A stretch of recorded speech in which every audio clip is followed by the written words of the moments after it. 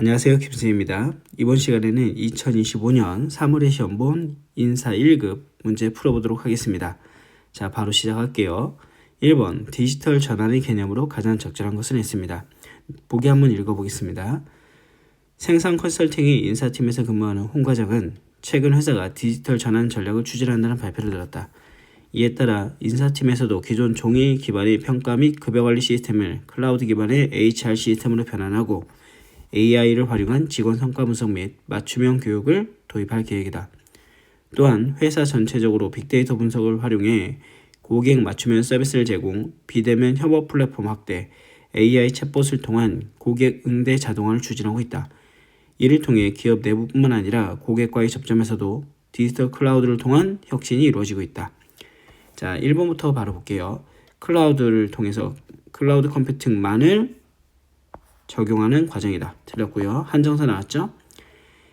디지털 기술을 활용하여 전통적인 사회구조를 혁신하는 과정이다. 2번이 맞는 집은 디지털 기술을 이용하여 내부 IT만 아니죠. 지금 보니까 내부뿐만 아니라 인공지능도 도입하고 외부 평가 시스템 정말 많습니다. 플랫폼도 도입하고요.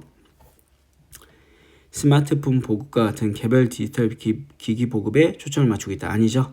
전체적인 회사 차원에서 플랫폼 확대를 갖다가 얘기하고 있기 때문에 틀렸습니다. 답은 2번. 자, 2번도 보겠습니다. 빅데이터의 5부위 중에서 발라시티가 의미하는 것은 무엇입니까? 라는 건데 이건 솔직히 의미가 쭉 있지만 결국에는 여러분들 이건 얘만 가지고도 풀 수 있어요. 얘가 뭐예요? 그렇죠? 정확성이죠. 답은 3번입니다. 규모, 다양성, 속도, 정확성, 가치에 대해서 나오곤 있는데 그냥 단어가 나왔다는 건 답을 알려준 거예요. 그래서 여기서도 지금 내용을 보시면 수집된 데이터를 검증하고 정제하는 과정을 강화하기로 했다라는 겁니다. 신뢰성을 높이기 위해서, 정확성을 높이기 위해서. 내용이 쭉 있지만 굳이 다 읽을 필요가 없다. 자, 3번. 컨설팅 기업인 주식회사 생산 옵티마이즈는 ERP 시스템 도입 후 회계 모듈과 인사 모듈을 연계하여 급여 관리를 자동화하고자 합니다. 그러나 두 모듈 간의 데이터 동기화가 이루어지지 않았대요. 그래서 오류가 발생하고 있답니다. 가장 적절한 방법은 ERP를 폐기하겠다? 이상한 얘기죠. 그 다음에 급여 계산 수작업을 병행했다? 말도 안 되는 소리고, 회계 모듈을 제외하고 급여 관리 수동으로 진행하겠다? 이것도 이상한 얘기죠. 결국에는 두 모듈 간의 프로세스의 관리를 개선해야 되겠다. 4번이 제대로 하고 있습니다.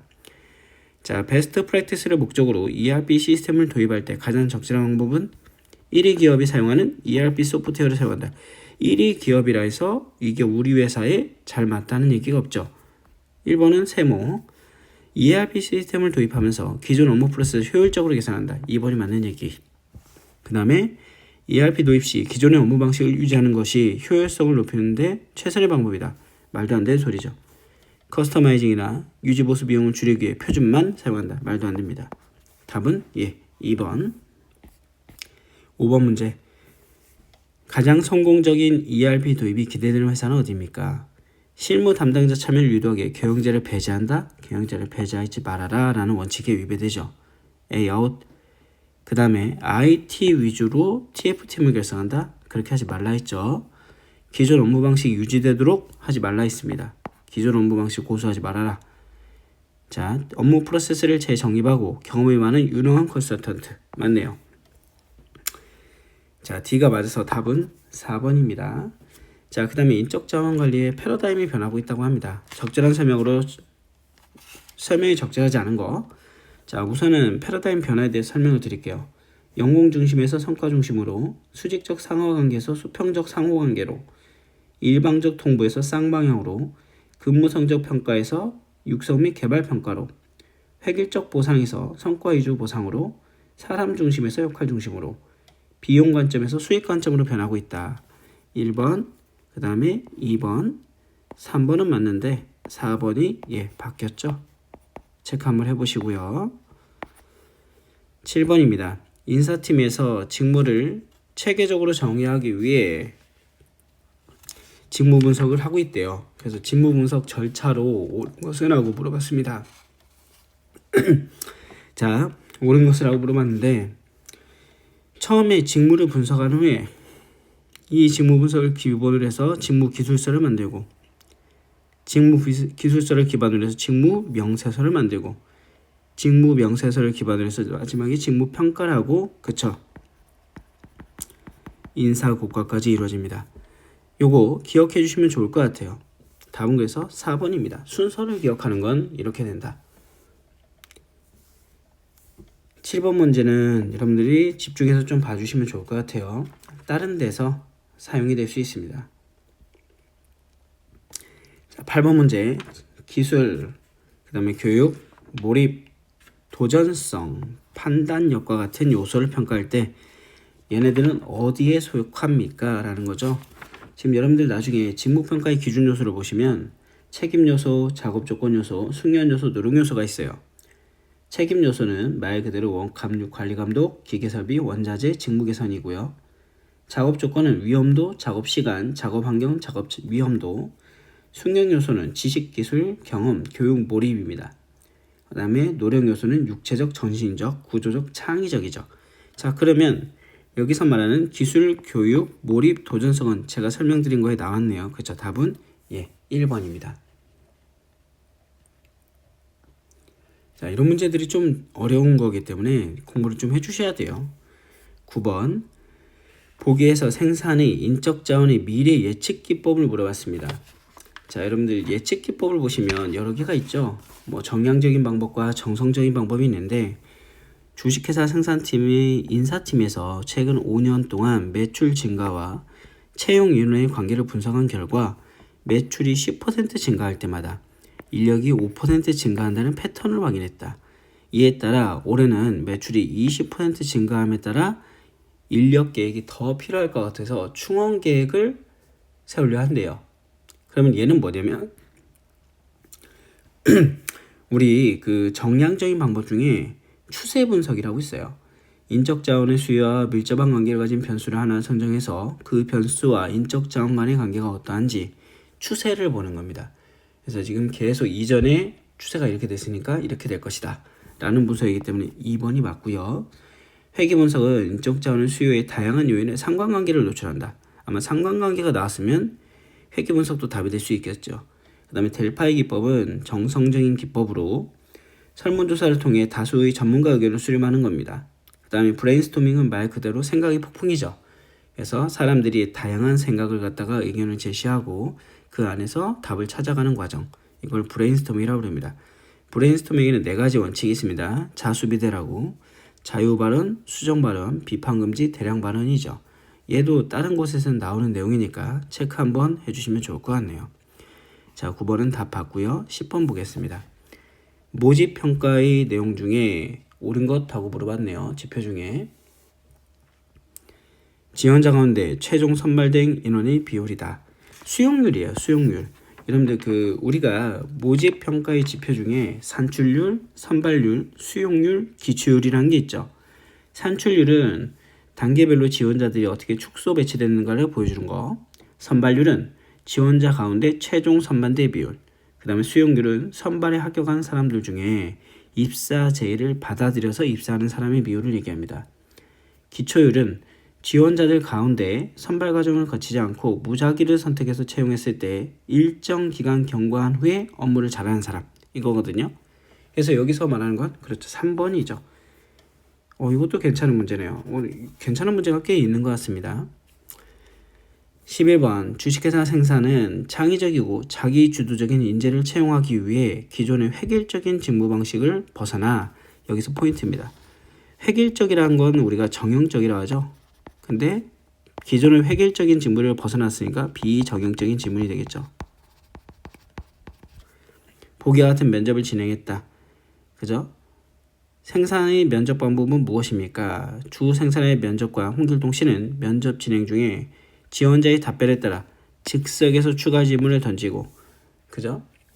그 다음에 지원자가 자유롭게 생각을 표현할 수 있도록 유도한다. 이러한 방식에서 면접관의 경청, 그 다음에 고도의 질문기술 훈련이 필요하며 정해진 답변이 아니라 지원자의 자유로운 사고와 솔직한 의견을 확인할 수 있다. 자, 이거 우리가 뭐라 불렀어요? 그쵸? 비지시적 면접이라 불렀죠. 방금처럼 구조화된 면접, 비구조화된 면접입니다.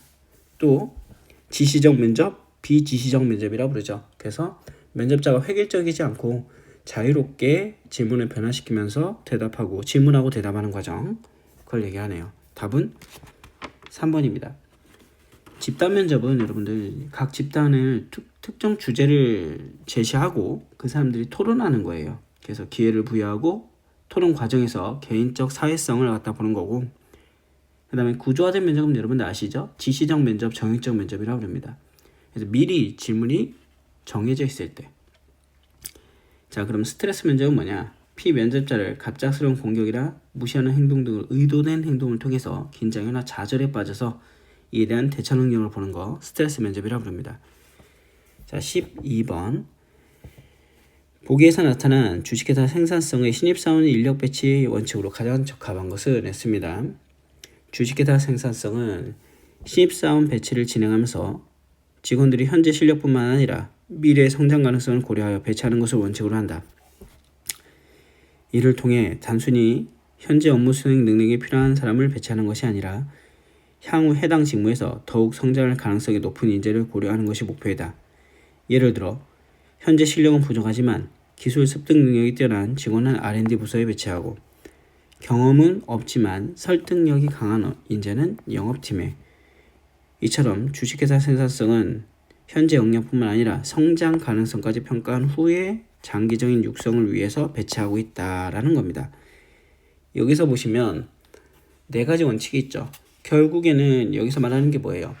조직이 전체적인 균형을 맞추는 거죠.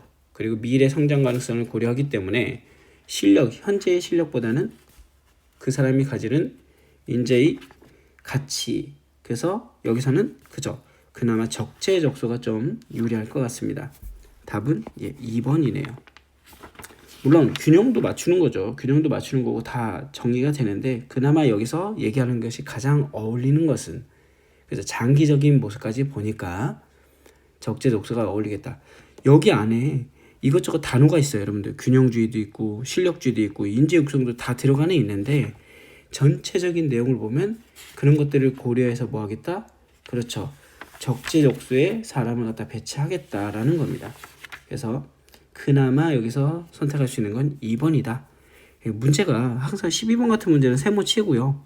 가장이라는 문구가 나오면 여러분들이 문제를 풀다가 조금이라도 집중해서 보셔야 돼요. 왜 그러냐면 이 가장 때문에 헷갈릴 수가 있거든요. 거의 다 맞아. 근데 가장 맞는 건 뭐니? 이런 개념이라서 잘 체크해서 보시면 좋을 것 같습니다. 13번. 보기는 무엇에 대한 설명입니까?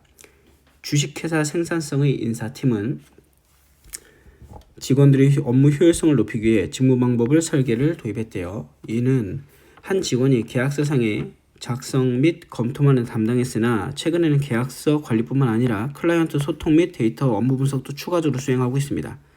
이를 통해 직원들이 보다 다양한 업무를, 그래서 여기서 포인트는 다양한 업무입니다.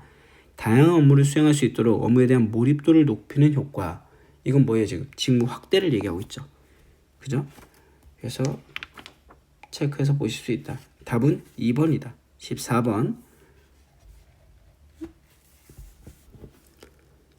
보기 모집관리 및 충원과 관련된 용어를 한글로 입력하시오라고 되어 있습니다. 과로제도란 기업에서 특정 프로젝트나 신규 사업에 필요한 인재를 모으기 위해 기업 관내에 있는 인재를 널리 활용하는 제도다. 구성원들에게 새로운 직무 수행에 대한 동기부여를 할 수 있으며 구성원들이 아직 이직을 하지 않고도 원하는 직무로 기회를 제공받을 수 있기 때문에 여기서 포인트네요. 기회가 될 수 있다는 장점이 있다. 반면 구성원들이 선호하는 일부 포지션, 업무 등에 몰릴 수 있다. 구성원들이 이동으로 특정 업무를 연쇄적으로 이탈하는 현상이 발생할 수 있다. 모집 및 충원 내용인데 사내 공모제도죠. 15번. 인사고과의 구성 요소 중 수용성에 대해서 옳은 것은 했습니다. 수용성. 자, 수용성은 우선 4가지 원칙 다 말씀을 드릴게요. 타당성, 고과 내용이 고과 목적을 얼마나 잘 반영하고 있는가. 수용성, 인사고과 제도가 적합하고 공정하게 운영되어 조직 구성원들이 그 결과를 받아들일 수 있는가. 신뢰성, 고과 내용이 얼마나 정확하게 측정되어 있는가. 실용성, 기업이 어떤 고가 내용을 도입하는 것인지가 중요하며 실질적으로 비용보다 이익이 더 큰지를 알아보는 것이다. 그래서 여기서는 3번이 제대로 설명하고 있습니다. 자, 한번 잘 체크해 주시면 될 것 같고요. 자, 16번입니다. OJT 단점 물어봤는데 OJT 단점은 교과서에서 몇 개 한 4가지 정도로 얘기를 하고 있어요. 그래서 OJT 단점은 교육 시간이 통일이 어렵다. 작업 수행 능력에 지장을 초래한다. 교육 내용과 수준이 통일이 어렵다. 기업 내 외부 환경에 영향을 많이 받는다 라는 내용이 있는데, 여기서 지금 보시면 4번에 보시면 교육생들의 능력 차이를 고려하기 힘들다. 얘는 지금 뭐예요? 그죠? 오프 더 JT가 되겠죠. 그래서 외부 교육 훈련이 되겠습니다. 직장 외 훈련의 특징이 되겠다. 답은 4번. 17번. 보기에서 적용된 주식회사 생산성 IT 승진 기준과 관련된 요소는 무엇입니까? 라고 나왔습니다. 자, 17번 문제 보시면 생산 IT는 업무 사기 진작과 성과 달성 독려를 위해 기존의 근속 연수와 조직 내 경험을 중심으로 한 연공 중심의 성과 제도에서 성과 위주의 제도로 변경이 되고 있습니다. 이에 직원들이 개인 성과와 조직 기여도가 가장 중요한 평가 요소로 작용하며 일정 기간 동안 근속한 직원이라도 성과가 부족하면 승진 대상에서 제외될 수 있다고 합니다. 이는 장기적인 조직 안정성과 직무 충성도를 유지하는 장점이 있지만 단기 성과 압박이 높아지는 단점이 있습니다. 얘는 지금 뭐예요, 여러분들? 그죠? 업무죠. 네가 업무상에서 얼마만큼의 효율을 냈니? 성과를 냈니? 그래서 지금 여기는 뭐예요? 2번이 될 것 같습니다. 2번. 원래는 더 많은 내용들이 있지만 간단하게 여기서 알아보시면 근속 연수는 그 연공에 좀 집중이 된 거죠. 오래 근속했으면 그에 따라서 뭐 해주겠다 내가? 그죠? 진급시켜주겠다. 연공도 마찬가지예요. 근속에서 추가적으로 더 나간 겁니다. 연공은 여기서 좀 더 나가서 뭐 근속 연수에서 연령, 학력, 경력까지 더 나간 거죠. 그래서 더 인정을 해주겠다라는 겁니다. 자, 그래서 한번 봐주시면 될 것 같고요. 답은 업무 실적에 따라서다. 자, 18번입니다. 보기에서 설명하는 조직 개발 기법은 무엇입니까? 라고 나왔습니다. 주식회사 생산성 컨설팅은 최근 관리자의 리더십 역량 강화 및 조직 내 원활한 의사소통을 개선을 위해 목표로 새로운 조직 개발 기법을 개발했다. 이를 위해 외부 컨설턴트가 관리자와 협력하여 조직 내 작업 흐름, 비공식적 관계, 의사소통의 문제를 분석하고 보다 효과적인 방식을 제안하도록 돕고 있다. 이 과정에서 컨설턴트는 직접적인 해결을 하기보다는 관리자 스스로 문제를 인식하고 해결할 수 있도록 하는 조력자 역할을 한다라는 건데, 이거는 여러분들 좀 교과서에는 안 나온 것 같아요. 그죠? 여기 보시면은 팀 구축법은 말 그대로 팀을 구축해서 팀이 문제를 해결할 수 있도록 하는 거고요. 감수성 훈련도 나와 있죠, 여러분들. 감수성 훈련도 우리가 그 조직개발 기법의 하나로 볼 수 있는 내용인데, 감수성 훈련은 좀 내용이 여기랑은 좀 안 맞는 것 같아요. 왜냐면 감수성 훈련은 다른 사람이 생각하고 느끼는 것을 정확하게 감지하고 이에 대응하여 유연한 태도를 취할 수 있는 능력, 이걸 훈련하는 방법이거든요. 그러니까 훈련 기법이지 여기서 말하는 교육 훈련에 대한 훈련 기법이지 조직개발 기법이 아니거든요. 잘못 나왔어요. 지금 좀 애매하게 여기저기 막 섞어놨습니다.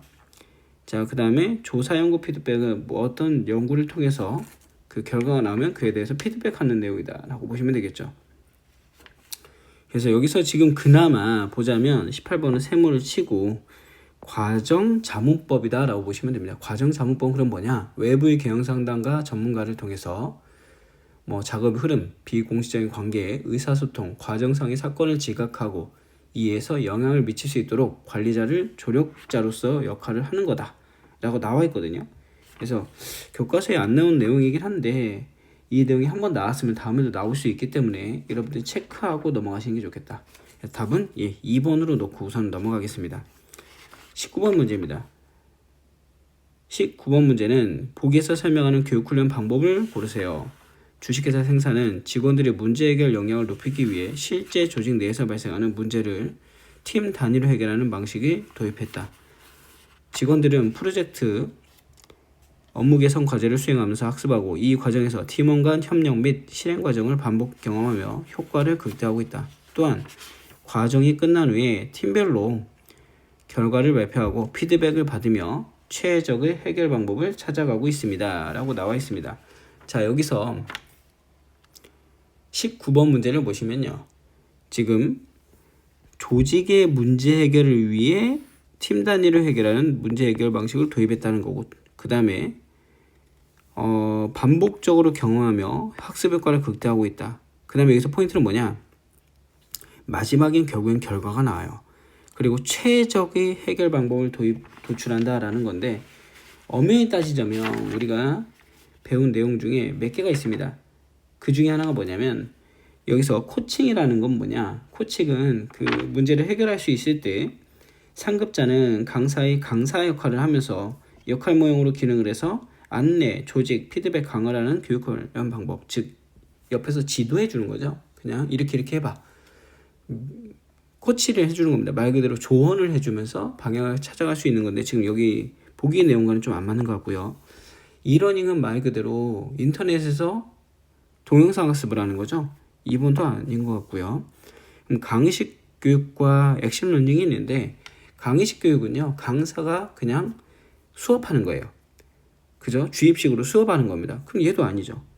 그럼 액션 러닝 하나가 남는데, 실제 기업 과제를 수행하며 팀 단위로 문제 해결을 하는 방식이다 라고 나오는데, 교과서에는 뭐라 나오냐면, 교육 참가자들이 소규모 집단을 구성해서 개인과 집단이 팀워크를 바탕으로 경영상의 실제 문제를 정해진 시점까지 해결할 수 있도록 하는 과정에서 자기에 대한 성찰을 하는 훈련 방법입니다.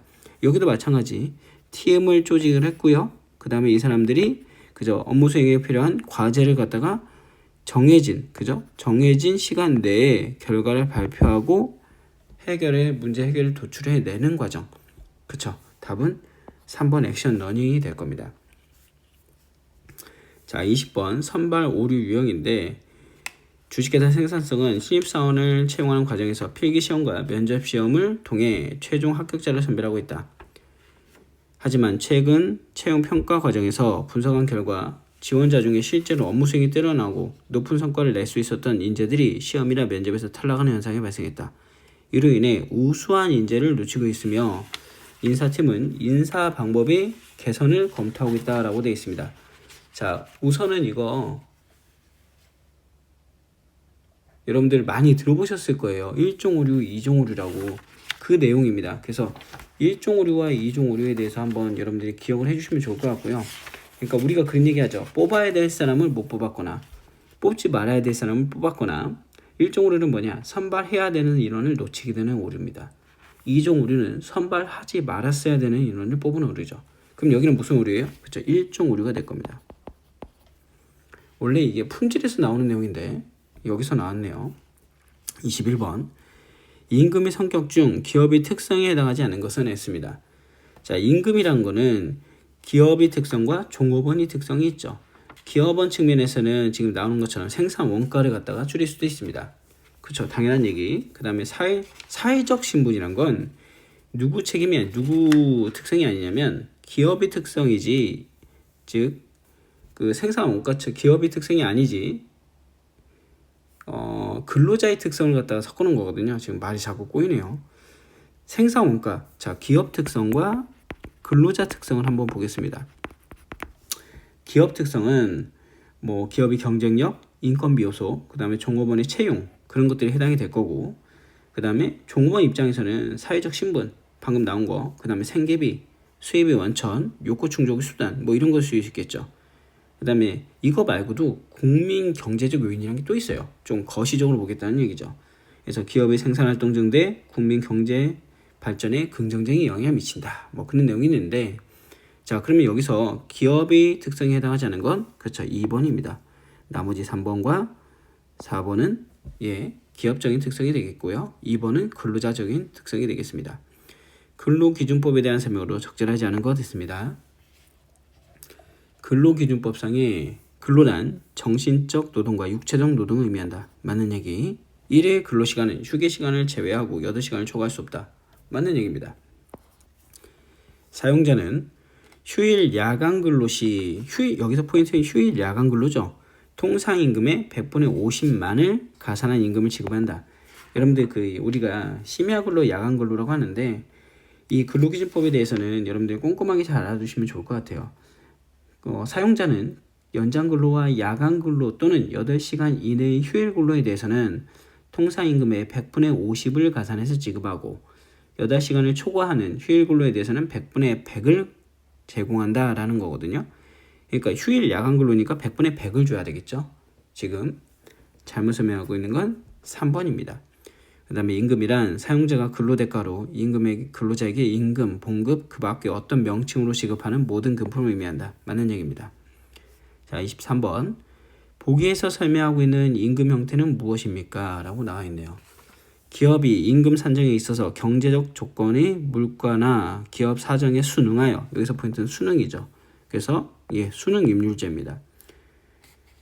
순응 임률제 같은 경우에는 회사 상황을 보고 좋으면 더 주고 안 좋으면 덜 주고 이런 개념이라서 지금 문제에 나온 것처럼 체크를 한번 해보시면 될 것 같고요. 물가 변동에 따라서 기업 사정에 따라서 변동한다는 얘기입니다. 우리가 포괄상정 임금제도라는 거는 아마 여러분들 이건 교과서에도 조금 최근엔 많이 안 나올 거예요. 즉 임금을 결정할 때 우리가 흔히 말하는 야간 수당이라든가 각종 수당들을 모두 통틀어서 포괄해서 임금을 결정하겠다라는 겁니다. 그래서 얘의 특징이 뭐예요? 야근을 해도 야근 수당이 안 나온다는 거죠. 임금 패키지는 우리가 알고 있는 것처럼 정년이 다가왔어요. 그러면 퇴직하기 전에 근로의 기회를 더 줄 테니 임금을 깎자라는 겁니다. 자, 그래서 답은 3번이네요. 보고 넘어가고요. 24번. 주식회사 보기의 생산성 가장 중요하게 생각하는 복리후생의 설계 원칙 나왔습니다. 복리후생이 제도를 개편하며 근로자들은 의견을 적극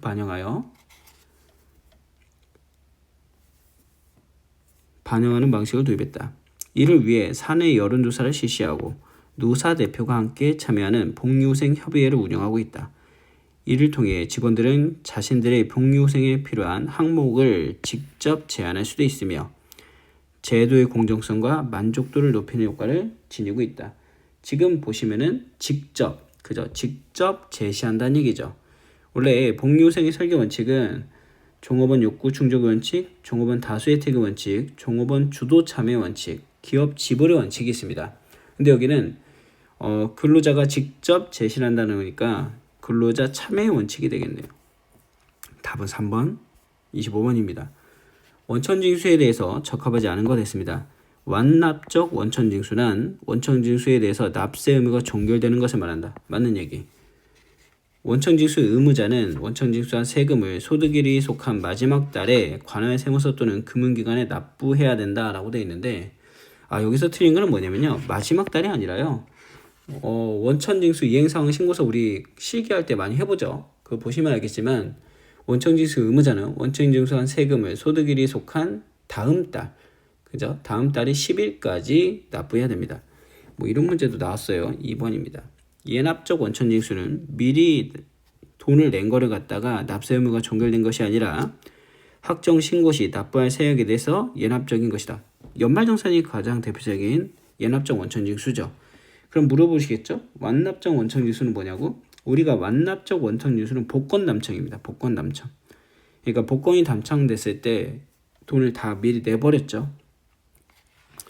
자, 원천징수란 소득 또는 수익 금액을 지급하는 원천징수 의무자가 그 금액을 지급할 때 상대방의 원천징수 납세 의무자가 내야 될 세금을 국가에 대신해서 내주고 징수하는 제도다. 다 설명을 제대로 하고 있습니다.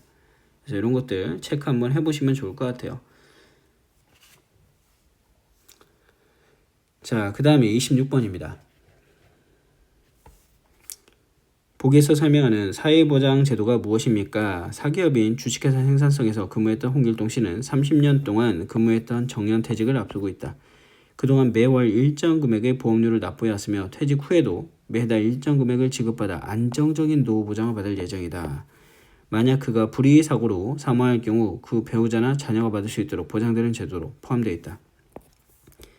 이와 같이 근로자가 일정 기간 동안 보험료를 납부하고 이후 소득이 없을 때 유족이 일정 금액을 받을 수 있도록 하는 노후 대비책은 그렇죠. 국민연금입니다. 국민연금에 대해서 제대로 설명하고 있죠. 우리가 흔히 말하는 4대 보험이 있죠. 여러분들 4대 보험 중에서 국민연금, 건강보험, 산재보험, 그 다음에 뭐 여러분들 아시는 내용이 있는데 뭐 고용보험도 있죠. 근데 국민연금 같은 경우에는 지금 나온 것처럼 소득이 있을 때 보험료를 납부하고 나중에 노령 때 돈을 받는 겁니다. 그래서 뭐 적용 대상이라든가 신청 방법이라든가 다 기준이 있고요. 아마 요번 차수 그러니까 3회부터는 요율도 나오지 않을까. 이제 요율이 결정이 됐으니까요. 요율도 한번 체크하시면서 보시면 좋을 것 같습니다. 자, 건강보험도 말이 많았기 때문에 건강보험도 나올 가능성이 있고요. 고용보험도 말이 많죠. 실업급여 대비해서. 이런 쪽도 여러분들이 체크를 한번 해보시면 좋을 것 같아요. 자, 27번 정부의 보장제도 물어봤네요. 여기도 별표입니다. 27번 문제는 이게 생각보다 시험 문제 많이 나오는데 내용을 갖다가 한번 기억을 해주시는 게 좋을 것 같아요. 정부의 보장제도 푸른 희망기업은 최근 자금난으로 인해 직원들의 급여와 퇴직금을 제때 지급하지 못하는 상황에 처했다. 그에 따라 법원에 도산 신청을 했고 일부 근로자들이 퇴직을 결정하게 됐다. 그러나 퇴직한 직원들은 미지급된 임금과 퇴직금을 받을 수가 없었어요. 그래서 어떻게 했다? 임금과 퇴직금을 받을 수 있는 방법이 없어서 생활고에 시달리고 있습니다. 이에 정부는 사업주를 대신해서 근로자들에게 미지급된 퇴직금을 주겠다라는 거죠. 그래서 정부가 기업을 대신해서 그죠? 사업주가 망했어요. 그러면 그 가장 기본적인 우리가 흔히 말하는 임금, 퇴직금, 휴업수당, 출산 전후 휴가수당 이런 기본적인 법정으로 정한 돈을 못 받았기 때문에 근로자의 생활을 안정되게 보장해주고자 고용노동부 장관이 사업주를 대신해서 지급해 주는 겁니다. 그럼 나중에 기업은 망이겠죠. 그러면 정부는 그 돈을 어디서 회수를 하느냐? 기업의 흔히 말하는 자산들을 매각하면서 거기서 다시 회수를 하는 겁니다. 그럼 이런 제도를 뭐라 부르냐? 임금 채권 보장제도라 불러요. 임금 채권 보장제도. 자, 보고요. 그 다음에 법정 근로시간에 대해서 물어봤습니다. 법정 근로시간은 소정 근로시간은 항상 일치한다? 말도 안 되는 거죠. 왜냐면 법정 근로시간은 범위 내에서 소정 근로시간을 정할 수 있기 때문에 일치하지 않습니다. 일주일함은 반드시 일요일에서 월요일까지인데 아니죠. 7일을 의미하기 때문에 사업장마다 쉬는 날이 틀려요. 반드시는 아닙니다. 근로시간이라 함은 사용자의 지위에 종속하는 시간이므로 휴게시간은 포함하지 않는다. 그렇죠. 휴게시간 제외입니다. 제외. 우리가 휴게시간은 8시간 근무하면 1시간, 4시간 근무하면 30분을 제공하게 되어 있죠. 1일 일하 함은 0시부터 24시까지 의미하므로 오후 6시에서 이길 6시까지 근무는 2일에 해당한다. 틀립니다. 이게 뭐냐면 여기서 연속된 근무 형태는 하루로 본다는 얘기죠. 교과서에도 명시를 하게 되어 있습니다. 틀렸다. 교대 근무제에 대한 설명 가장 적절한 것은 했습니다. 종업원들이 일정한 제약 조건 내에 자유롭게 출퇴근 시간을 정해놓고 근무하는 제도. 얘는 선택적 근로시간 제도죠. 선택적 근로시간제. 유연시간 제도. 자, 그 다음에 교대 근무제에서 물어봤으니까 1번 틀린 거고요. 1일 근로시간 정규직 근로자와는 달리 4시간에서 7시간 정도 일하며 임금은 직무에 따라 시간급으로 지급한다. 얘는 뭐예요 지금? 파트타임이죠. 파트타임제. 시간직 근로자. 틀렸고요. 두 사람 이상의 시간제 근무자가 직무시간 교대를 통해서 일주일 40시간 근무를 나누어 수행하는 거. 얘는 뭐예요? 직무분할제죠. 직무분할제. 얘도 틀렸네요. 회사가 1일 근무 시간을 2개 이상의 시간 계열로 분류하고 근로자들에게 2개 조 이상을 편성하여 교대로 여기 나오네요. 2개 조로 편성해서 교대 작업한다. 교대 근무제죠. 답은 4번입니다. 자, 30번. 보기는 무엇에 대한 설명입니까? 일정 지역 노동자 중에 소수에 속하는 노동자들에게 하나의 단체 협약, 효력이 미치게 함으로써 그 지역 사용자들이 낮은 근로조건, 노동력을 공급받는 것을 방지하고 이에 따라 단체 협약의 실효성을 확보함으로써 노동조합의 단결력 강화, 균등한 근로조건 보장, 소수의 노동자들을 보호하기 위한 것이라고 되어 있습니다. 자, 얘는 지역적 구속력이죠. 그래서 동일 지역의 동일 노동자들에 대해 단체 협약의 효력을 갖다가 제공해 주는 것 이렇게 보시면 되겠습니다. 그래서 3번이라고 보시면 되고요. 규범적 효력은 뭐냐? 단체 협약 체결 당사자가 아닌 근로자와 사용자 간의 근로관계를 구속하는 효력이다. 그래서 근로자의 대우 및 근로조건에 대한 강제력을 의미한다 라고 되어 있고요. 채무적 효력은 협약 당사자의 권리, 의무에 관한 사항을 얘기하고요. 일반적 구속력은 단체 협약의 규범적 효력을 적용하는 하나의 공장이나 사업장 단위로 한 동종의 과반수 노동조합에 대하여 적용하는 단체 협약이나 규범을 얘기한다. 이렇게 되어 있습니다. 답은 3번이다. 체크 한번 해보시고요. 31번.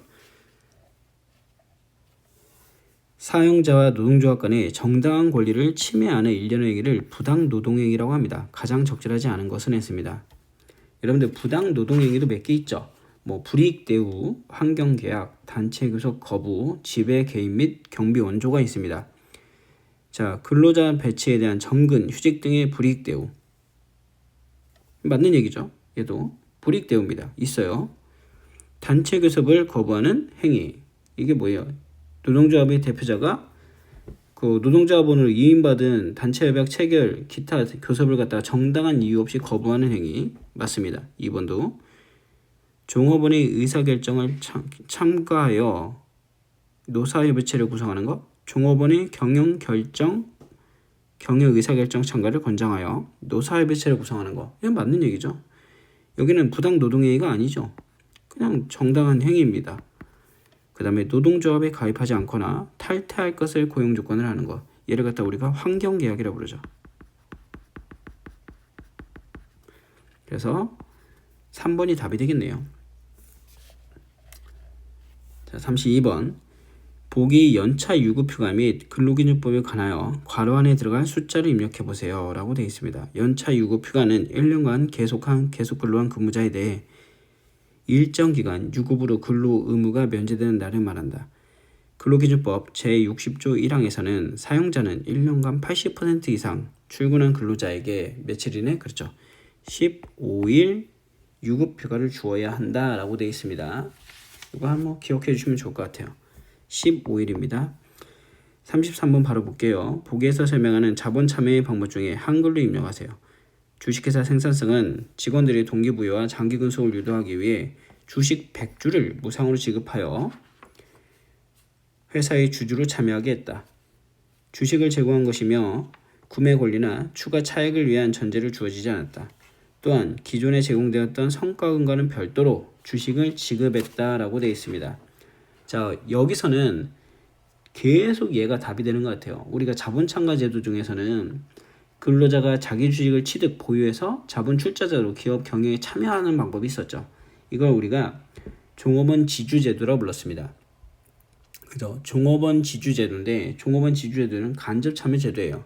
그래서 여기서는 그 종업원 지주제도를 얘기합니다.